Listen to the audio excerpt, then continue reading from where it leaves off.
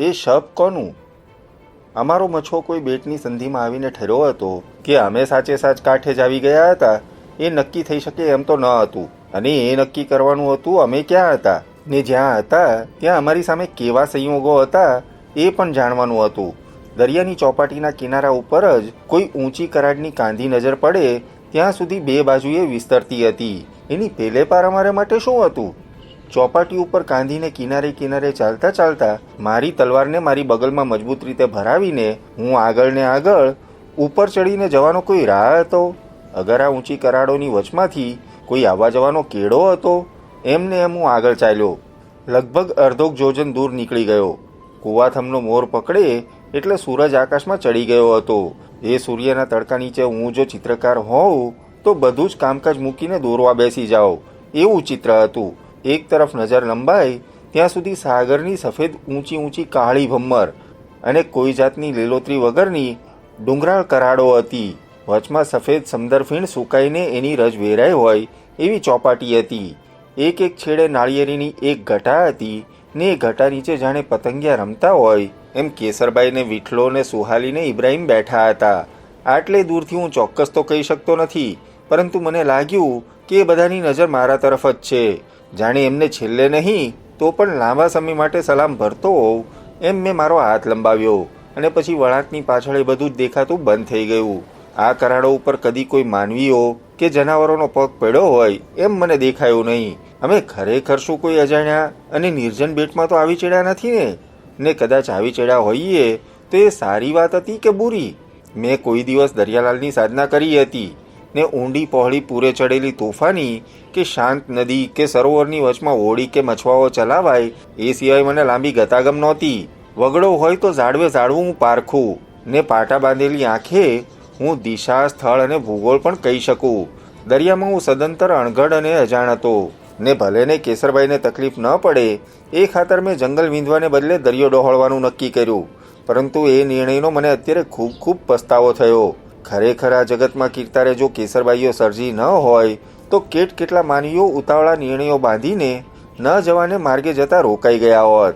ભગવાને માણસને સર્જ્યો કુદરતે ઊભા કરેલા નાના મોટા તમામ આવરણો જીતવા ને ભગવાને નારી પણ સર્જી માણસની એ જીત અસંભવ બનાવવા. હું આગળ અને આગળ ચાલ્યો. આખરે મને ખાતરી થઈ કે આ કરાડો હવે ચડ્યા સિવાય કોઈ છૂટકો જ નથી. એની વચમાં ક્યાંય નેળ હોય એમ દેખાતું જ નથી. ત્યાં ઉપરથી પડતા વરસાદના પાણીએ દરિયામાં પહોંચવાને કરેલો એક માર્ગ દેખાયો અને એ માર્ગે હું ધીમે ધીમે ઉપર ચડ્યો અને પાણીના શેડે શેડે આગળ વધ્યો. છેક ઉપર પહોંચ્યો ત્યારે મેં એક સપાટ મેદાન જરા ઢાળ પડતું જોયું ને ચારે તરફ નજર કરતા મને દરિયાની રેખાઓ કળાઈ. એ તો નક્કી કે અમે એક નિર્જન બેટમાં આવી ચડ્યા હતા. ઉપર ડુંગરાળ મેદાન હતું. આછા પાતળા ઘાસમાં ક્યાંક ક્યાંક બે ચાર ઝાડના ઝુંડ હતા. ક્યાંક ક્યાંક જરાક ઊંચા ટેકરા જેવી રચના દેખાતી. કોઈ પશુ કોઈ વસ્તી ત્યાં હોય એમ દેખાતું ન હતું. મને લાગ્યું કે આમને આમ જો સામે કાંઠે સુધી હું જઈ આવું તો આ બેટના સંભવ સમજાવી શકાય. મારે પાછા ફરવું પડે તો મારો માર્ગ હું બરાબર પકડી રાખી શકું એમ નજર નાખતો કાન ઉગાડા રાખીને હું આગળ વધ્યો. પોતે જે માર્ગે આગળ વધે છે એ માર્ગ અંધારી રાતે પણ પાછો ફરી શકે એવી રીતે એ માર્ગનો નકશો આંખમાં જડી લેવો એ તો જંગલમાં ફરનારા માનવી માટે બીજો સ્વભાવ જેવી વાત છે. તમે મને એક જોડો અહીં આપો ને બીજો 1000 ગાઉ દૂર મૂકી આવો, હું એ બે જોડા ભેગા કરી દઈશ. એ મારી કાબેલિયત નથી પણ મારો સ્વભાવ જ છે. મેં લગભગ પોણા ભાગથી વધારે પંથ કાપ્યો. હવે ત્યાંથી સામી ચોપાટી સુધી ઝાડોની ઘટા જરા ઘટ લાગતી હતી. જંગલની માફક એકમાં વીંટળાઈ જાય એમ ઝાડો નહીં પણ કોઈ ગામ સીમમાં હોય એમ છૂટા છૂટા વચમાં ઘાસના ચોકવાળા હતા. હું નજીક ગયો અને મેં અજબ દ્રશ્ય જોયું. ક્ષણભર તો હું સ્તબ્ધ થઈને ઊભો જ રહ્યો. એ ઝાડોની ઘટા વચ્ચે તો મુસલમાનોની કબર હતી. માશાલ્લાહ, આ તો કોઈ કબ્રસ્તાનમાં હું આવી ચડ્યો હતો ને શું? અગર જો આ બેટ કબ્રસ્તાન હોય તો ત્યાં કાં તો વસ્તી હોય કે કાં તો વસ્તી નાએ હોય. મારે સાવધાનીથી હવે ચાલવું જોઈએ. ધીમે ધીમે સાવધાનીથી મારી કાયા દેખાય નહીં એમ હું આગળ વધતો હતો. અજાણી ભોમમાં સામો મળી જનાર માણસ દોસ્ત છે કે દુશ્મન એ જાણ્યા વગર એકદમ ભેટી જવું સલામત નથી. એકાએક હું થંભી ગયો. જાણે માણસો વાત કરતા હોય એવો અવાજ મને કાને સંભળાયો. જે દિશામાંથી અવાજ આવતો હતો એ દિશા તરફ હું આગળ વધ્યો. એક નાના સરખા ઊંચાણ ઉપર 2-3 ઝાડોનું ઝુંડ હતું. ને એનો પાલવ પણ ઘેરો હતો ને થડ પણ જાડા હતા. એની પાછળ લપાઈ જઈને 2 થડોની વચલી તિરાડમાંથી મેં નજર કરી. 8 થી 10 માણસો ત્યાં બેઠા હતા ને એમની વચમાં એક લાશ પડી હતી. લાશને લાલ કફન ઓઢાડ્યું હતું. વચમાં લાશનું દફન કરવા માટે લાશના માપનો સાંકડો, લાંબો અને ઊંડો ખાડો ખોદાયો હતો. ખાડાની બાજુમાં ત્રિકમ અને પાવડો પડ્યા હતા ને એક બાજુ ખાડામાંથી નીકળેલી માટીનો ઢગ પડ્યો હતો.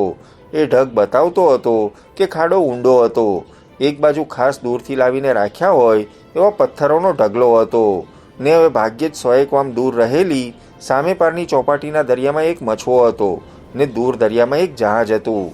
આ લોકો દેખાવે અરબ લાગતા હતા. એમાં સીદીઓ પણ હતા ને બાશુટાઓ પણ હતા. માથે મોરપીંછ ધારી ને સિંહની યાળો પહેરનારા અશ્કારીઓ હતા. અજમ પણ બધા નકશી હથિયારબંધ હતા. એમના ચહેરા ખૂની કરડા હતા અને એમના ભૂરિયા લટુરિયા એમના ઉગાડા માથા ઉપર વેરવિખેર થયા હતા. એમના પોશાક પણ ચિત્ર વિચિત્ર મિશ્રણવાળા હતા. અડધા રાજવંશી ને અડધા મજૂર જેવા હતા. સ્વપ્નના ઓથરમાંથી એમનો દીદાર ને એમનો સંગ પહેલી નજરે શેવ ઉપજાવે એવો હતો. જરા સરખી એ ગેરસમજૂત ન થાય એવો એ મુફલીસો ને મવાલીઓનો સંઘ દરિયાચોરોનો જ હતો. સાગર લૂંટારાનો હતો. એમને ચાંચિયા કહેવા એ પણ ચાંચ બંદરના સાહસિક દરિયા સારંગ કોળી ચાંચિયાઓનું અપમાન કરવા બરાબર હતું. એ લોકો બેઠા હતા. એમની વચમાં લાશને દફન કરવાનો ખાડો હતો ને એમની સામે લાશ પડી હતી. સામાન્ય રીતે શું સ્મશાન કે શું કબ્રસ્તાનમાં માણસો થાક ખાતા નથી કે આશાએશ માણતા નથી. એટલે ખાડો ખોદાઈ રહ્યા પછી લાશને દફનાવવા પહેલાં આરામ કરતા હોય એ તો બને એવું ન હતું. મને લાગ્યું કે લાશને દફનાવવા સામે જ નક્કી કંઈ અંતરાય હોવો જોઈએ ને હતું પણ એમ જ. ને એમની વાતો પણ એ કહેતી હતી. દરિયાચોરોનો આગેવાન જ મરાયો હતો. લાશ હતી એ એમના આગેવાનની હતી અને મરનાર જેવા હિંમતવાન આગેવાન પછી હવે એમની ટોળીનો ધણી કોણ થાય એની ચોવટ ચાલતી હતી. જેમ રાજા ગાદીએ બેઠા પછી જ જૂના રાજાને દેન દેવાય એમાં દરિયાચોરોનો પણ જાણે શિરસ્તો હતો કે નવો ધણી નક્કી થાય પછી જ જૂના ધણીનું દફન થાય. એમની વાતો જેમ જેમ મારે કાને પડતી ગઈ તેમ તેમ મારા અચરજને પણ સીમા ન રહી. માશાલ્લાહ, આ લાશ બીજા કોઈની ન હતી પણ નામીચા આરબ દરિયાચોર આબુ આસમની જ હતી. તમને યાદ હશે કે આબુ આસમને તો શક્કરબારના સાગરીતો ભૂપા માણેકને ભીમા જાડેજાને હાથ પકડાઈ આવેલો મેં જોયો હતો લાલિયાના બેટમાં. એ જ આબુ આસમની આ લાશ હતી ને એવા નામચીન ચોરના મોત બાદ ટોળીના ધણી તરીકેની પસંદગી કોની કરવી એની આ ટોળી અત્યારે ચર્ચાને વિવાદ કરતી હતી. આ એકઠા થયેલા ચોરો એ ટોળીના મુખ્ય માણસો લાગતા હતા. ટોળીના પંચ જેવા લાગતા હતા ને એઓ અત્યારે પોતાના નવા ધણીની પસંદગી સંબંધે વિચારતા હતા. મને પોતાને એમની વાત ઉપરથી એવી છાપ પડી કે અહીં હાજર રહેલો પ્રત્યેક માણસ પોતાની પસંદગી થાય એમ જ ઈચ્છતો હતો ને પોતાનું નામ બીજો કોઈ સૂચવે એવી રીતે વાત કરતો હતો. એમાં એક માણસ જાણે નાનો સરખો ડુંગર હોય એવો હતો. એની આંખો વિકરાળ હતી, એનો ચહેરો વિકરાળ હતો, એની દાઢી વિકરાળ હતી, એનો એક હાથ કપાઈ ગયો હતો ને એ હાથને છેડે એણે લોઢાનો આંકડો ગોઠવ્યો હતો. એ ઘણો જ ઉશ્કેરાયેલો અને ઝનૂને ચડી ગયેલો લાગતો હતો. વાત કરતાં કરતાં એ ઊભો થયો જાણે વાઘે ફલાંગ મારી હોય એમ. બીજી ફાળ ભરીને એ લાશ પાસે ગયો. પોતાના અંકોડાવાળા ઠૂંઠા હાથે એણે લાશ ઉપરનું કફન કાઢી નાખ્યું ને મારા મોઢામાંથી અરેરાટી નીકળી ગઈ. માથું ધડથી સાવ અલગ હતું ને ચહેરો આખો અંતકાળ ઘણો જ વસમો અને ન જીરવાય એવી પીડાથી ભરેલો થયો હોય એમ પીંખાઈ વિખાઈ ગયો હતો ને ધડ આખું ખાલ ઉતરી ગઈ હોય એમ નર્યા માંસના લોચા જેવું હતું. એના નખો ઉતારી નાખવામાં આવ્યા લાગતા હતા ને ક્યાંક ક્યાંક જ્યાં ખાલનું નામ નિશાન દેખાતું હતું ત્યાં લીલા જામા પડ્યા હતા. આ માણસનું ભારે પીડાથી મોત થયું હતું. જોયા આપણા ધણીની હાલત. કોણે એ હાલત કરી છે એ તો તમે સૌ ક્યાં નથી જાણતા. શક્કરબાર આપણી લૂંટની વચમાં એ પડ્યો. એ લૂંટનો માલ લઈ ગયો. આપણા ધણીની એણે આ હાલત કરી. હું તો કહું છું કે આપણા ધણીની લાશ ઉપર એવું કાળઝગરું કમોત ઉપજાવનાર શક્કરબાર સામે વેર લેવામાં આપણે અહીં કસમ લઈએ આપણે કે આજ કબરમાં આ જ હાલતમાં આપણે શક્કરબારને પણ અહીં જ દફનાવીએ. કોણ એવા શપથ લેવાની ના પાડે છે? પોતાની તલવાર તાણીને એ પોતાની વિકરાળ આંખોથી જાણે આખા પંચને ડારતો રહ્યો. જે ધણીએ વર્ષો સુધી આપણને દોર્યા છે, જેની આગેવાની નીચે આપણા નામનો ડંકો બાજ્યો છે, જેની રાહભરી નીચે એક કાળે આપણને ધનની, ઓરતની, ગુલામોની ને જહાજોની કોઈ ભીડ નહોતી, જેણે ભલભલાની સાથે તાકાત ભીડી છે ને ભીડવી જાણી છે, એવા જવામર્દ રાબરની પાછળ અગર આપણે જો એના ખાકસાર ન થઈ શકીએ તો પછી આપણો આ ધંધો મૂકી માછલા પકડવા કે કંઠારના મુલકમાં વગડામાં લાકડા જ કાપવા જવું જોઈએ. તો આપણે માણસના નામે લાયક નથી, માણસના મનને લાયક નથી રહેવાના, દુશ્મનોની દહેશતને લાયક નથી રહેવાના. અગર આપણા માલિકના આવા કરપીણ મોતનો જો આપણે જવાબ ન મેળવી શકીએ તો દરિયાલાલના એક છેડાથી બીજા છેડા સુધી આપણી મશ્કરી જ થવાની છે. માટે સાથીઓ, આબુ આસમની પાછળ સાથીઓ પસંદ કરજો જે આબુ આસમના કમોત ઉપર બદલાનું કફન ઓઢાડી શકે. શેષ તમામના ચહેરા ઉપર જાણે માણસના લોહી ચાખેલા વાઘનો મોરો ચડ્યો હતો. સામાન્ય રીત રસમમાં એ નઠોર અને ભયંકર માનવીઓ ઉપર ભયંકર વેરની લીપસા જ્યારે છાઈ ત્યારે જાણે કાળી ચૌદશના મસાણમાં ભૈરવનાથના ભૈરવો મૂંગા ડમરું બજાવતા આવ્યા. પરંતુ તિરસ્કારના એક હાસ્ય સાથે અંદરથી એક દુબળો પાતળો માણસ ઊભો થયો. દેખાવે બધાથી જુદો તરી આવતો હતો, જેમ પુરુષના સમાજમાં કોઈ નારી અલાહેદી તરી આવે એમ તો એને તમારા સોહામણો કહેવો હોય તો પણ કહી શકો.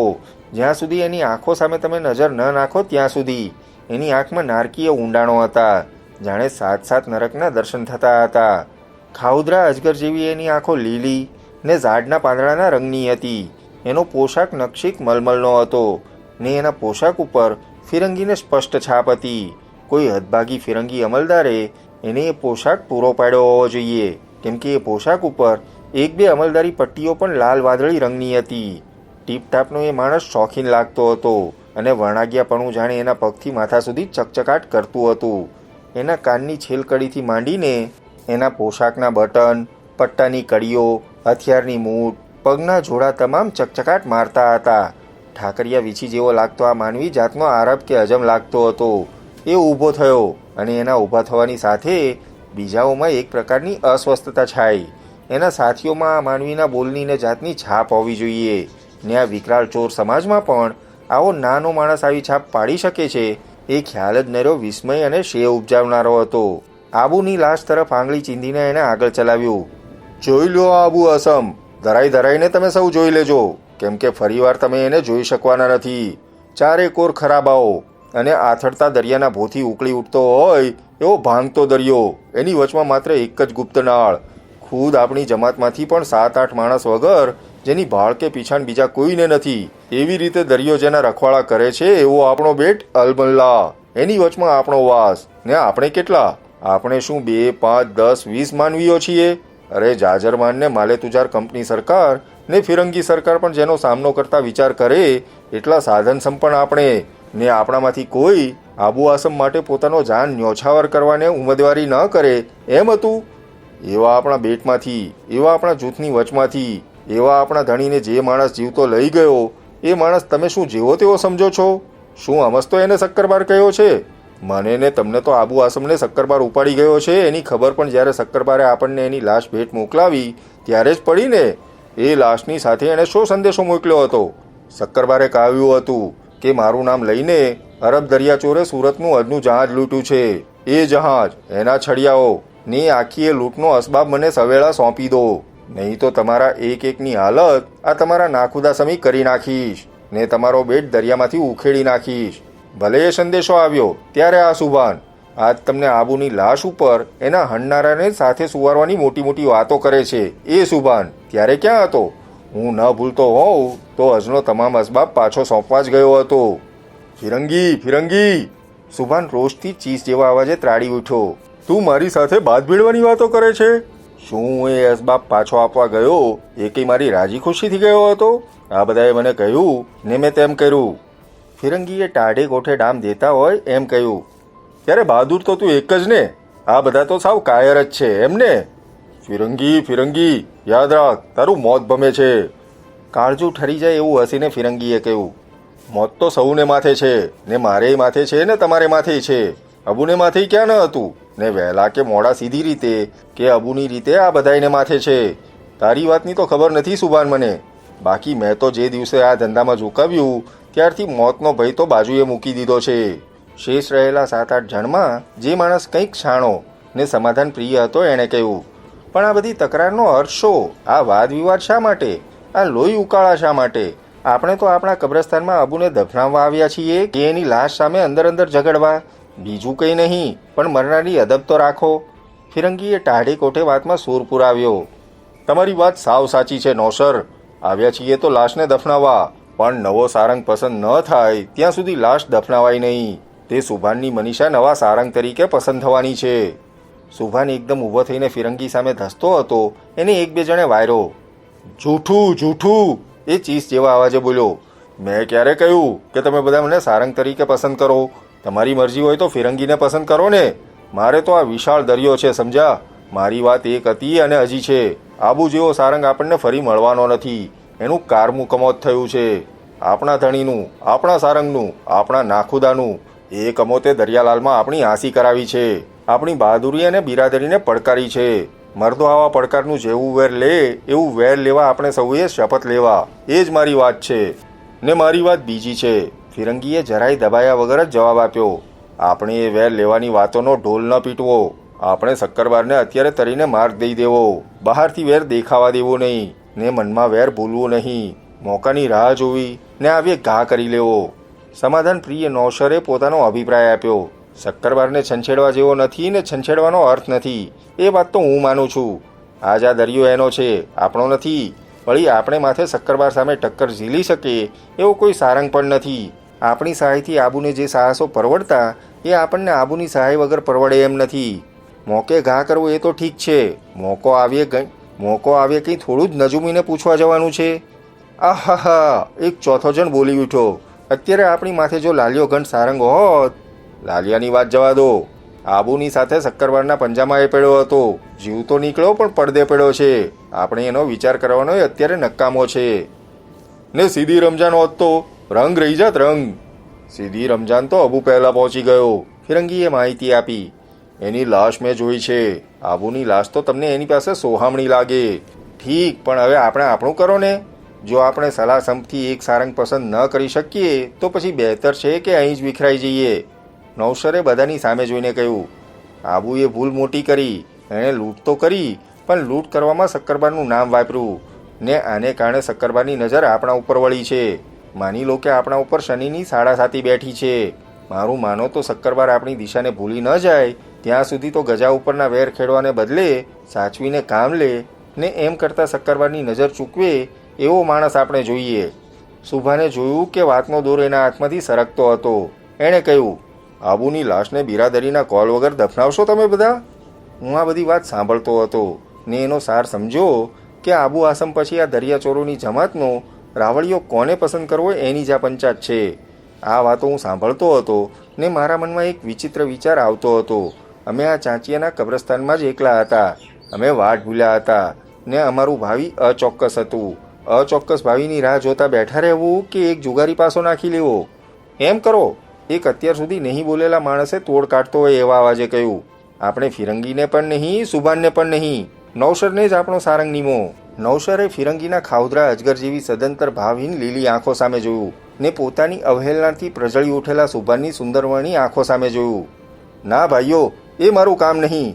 પંચમાંથી એક માણસે સૂચન કર્યું.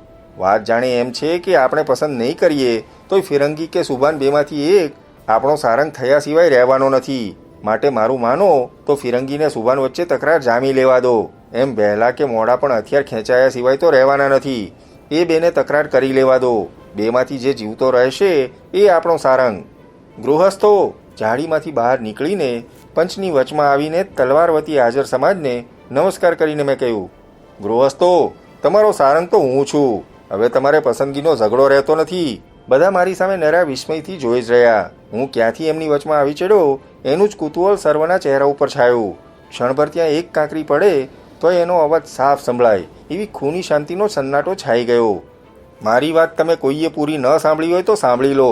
ગૃહસ્થો, તમારે હવે પસંદગીની તકરારમાં ઉતરવાની જરૂર જ નથી. હું જ તમારો નવો દરિયા સારંગ છું. બારે બાર માનવીઓ, દરિયાચોરો એક સામટા તલવાર તાણીને ઊભા થઈ ગયા. અરે, તું કોણ છો? ક્યાંથી આવ્યો છો?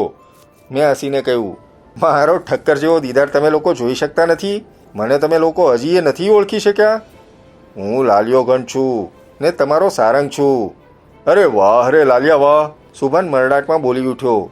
તારું મોત જ તને અહીં ખેંચી લાવ્યું લાગે છે.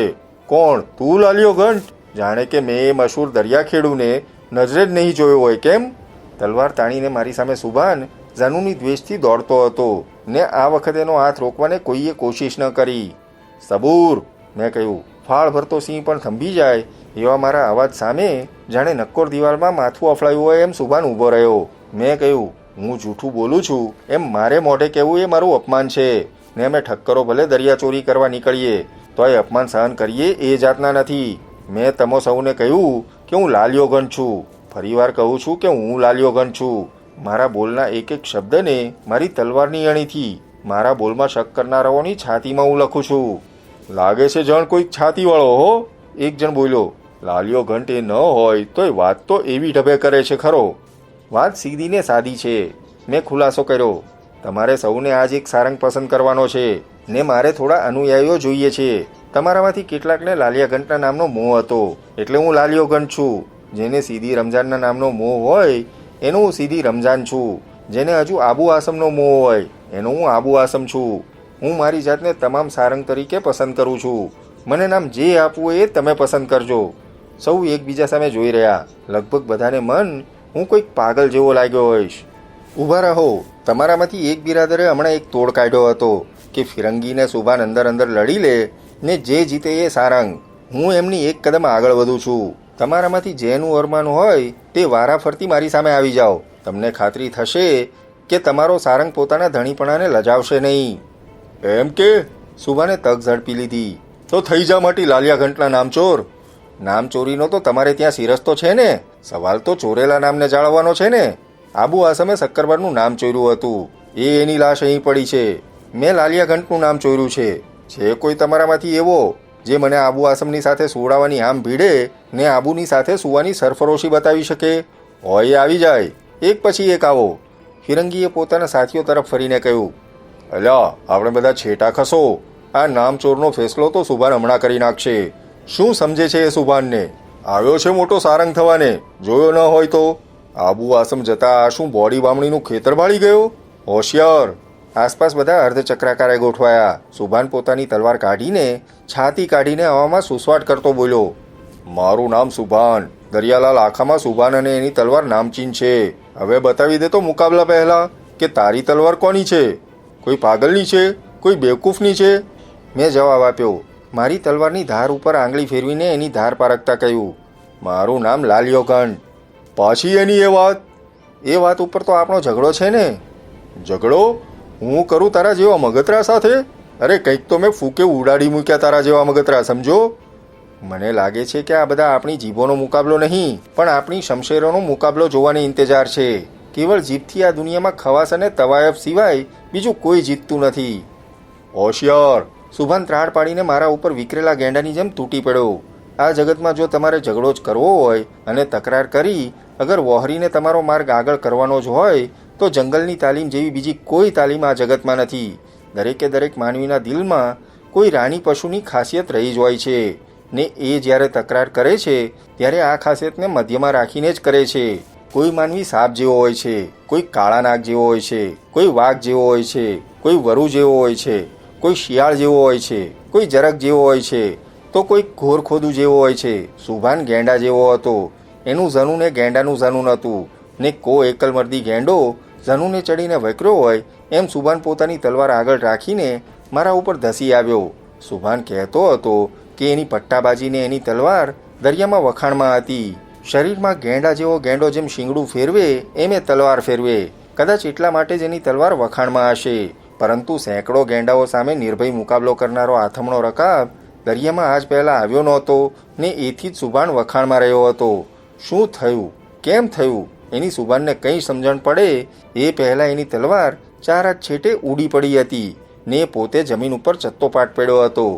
રોષથી સુભાનના મોઢામાં જાણે ફીણ આવી ગયું. મારો પગ લપસ્યો, મારો પગ લપસ્યો, એ ચીસ પાડીને બોલ્યો. બાકી આ નકલી લાલિયા ઘંટના તો હું રાઈ રાઈ જેવા કકડાચ કરી નાખું. મેં સુભાનની ફેંકાયેલી તલવાર ઉપાડીને સુભાનને પાછી આપી. ધરતી સામે હાથનો ઈશારો કરીને કહ્યું, આમાં ક્યાંય લપસનું છે નહીં. છતાં તમને એમ હોય તો આપણે જગ્યા બદલાવીએ, પણ જરા જલ્દી કરજો. બીજા 11 જણ રાહ જુએ છે. રોષથી હોઠ પીસીને સુભાને પોતાની તલવાર લીધી. અમે બંને પાછા સામસામે આવ્યા. પોતાની તલવાર આગળ ધરી રાખીને સુભાન પગના પેંતરા ભરતો હતો ને એમ કરતાં એકાએક મારા ઉપર ધસી આવ્યો. ફરીને એની તલવાર ઉડીને ફિરંગીના પગ આગળ પડી ને સુભાન ચત્તો પાટ પડ્યો. એના ઉતાવળા દોડતા પગ હજી ઠરે તે પહેલાં એના આગળના પગની લગોલગ મારો પગ પડે ને તલવારની મૂઠનો માર એના આંગળા ઉપર પડે ને સાથોસાથ મારા છૂટા હાથે એના જમણા ખભાને ધક્કો લાગે. હું તરત જ પાછો ફરું ને ફરતો મારો પગ એના પગ પાછળની ગોઠણ પાછળની પીંડી ઉપરના ભાગમાં ટક્કર મારે.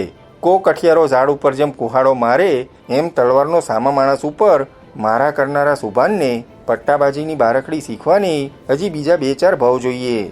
સુભાને મારી રાહ જોયા વગર કે પોતાની નાલોશીનો ખુલાસો કરવાની રાહ જોયા વગર જ પોતાની તલવાર ઉપાડી લીધી. બસ સુભાન, તમને લાગે વળગે છે ત્યાં સુધી આ ઠક્કર જ લાલ્યો ઘંટ છે, સમજ્યા? તમારી પછડાટો જોવા કરતાં બીજા વધારે ગંભીર કામો અમારે છે. ને ફિરંગીએ મૂઠથી પકડીને સુભાનની તલવારનો દૂર ઘા કરી દીધો.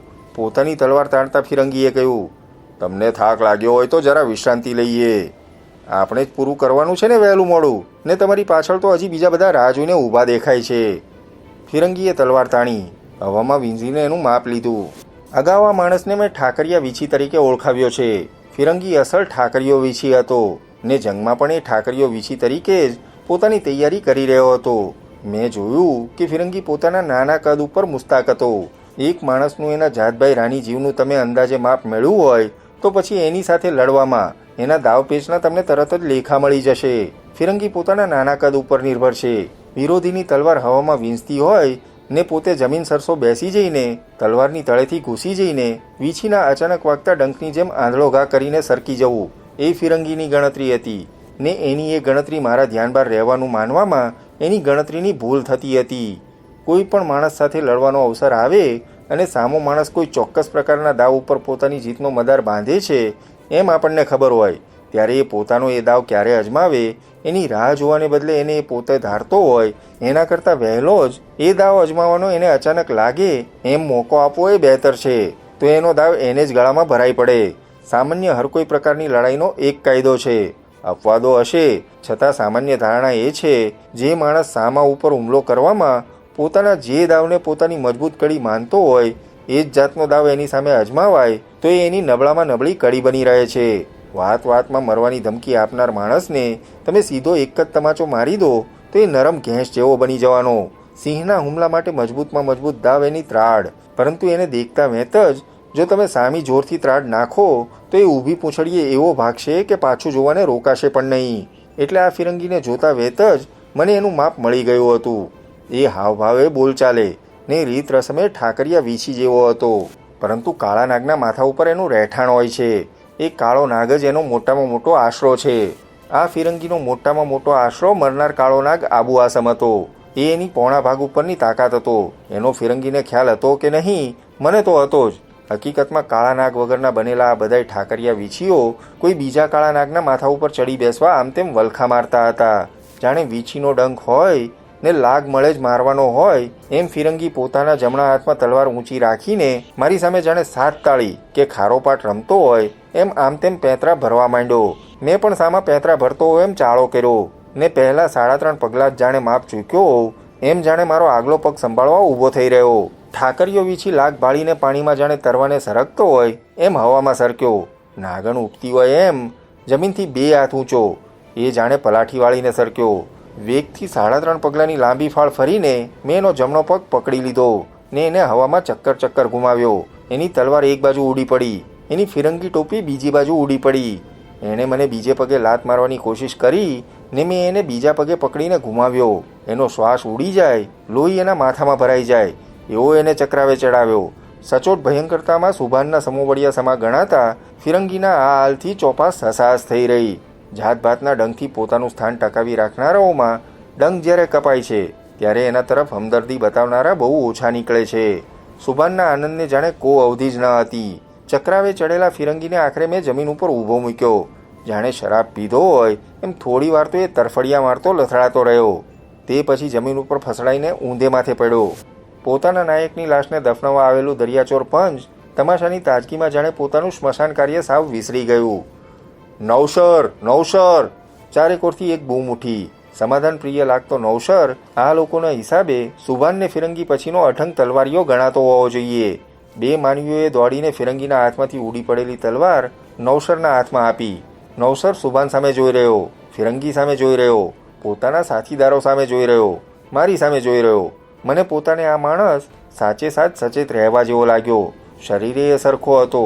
એના અંગે અંગમાં ચિત્તાની ચોટ હતી, ચિત્તાની ચપળતા હતી ને ચિત્તાની જેમ જ એ સદા સાવધ લાગ્યો. સિંહ, વાઘ, વરુ, દીપડો એ બધા એક જ દાવ ઉપર હારજીતનો ફેંસલો મેળવવા તૈયાર હોય છે. ચિત્તો કોઈ દિવસ કોઈ એક જ દાવ ઉપર ખુવાર થતો નથી. નવસર પણ કોઈ એક દાવ ઉપર આંધળો વિશ્વાસ રાખનારો મને ન લાગ્યો ને મેં એટલે જ જાણે અખાડાની તાલીમનો રિયાઝ સંભાળતો હોઉં એમ નવસરની પ્રતીક્ષા કરી. આ તલવાર જ ઝઘડાનું કારણ છે ને એ તલવારથી અત્યારે જ હું આ વિચિત્ર વિવાદનો ફેંસલો લાવવા માંગુ છું.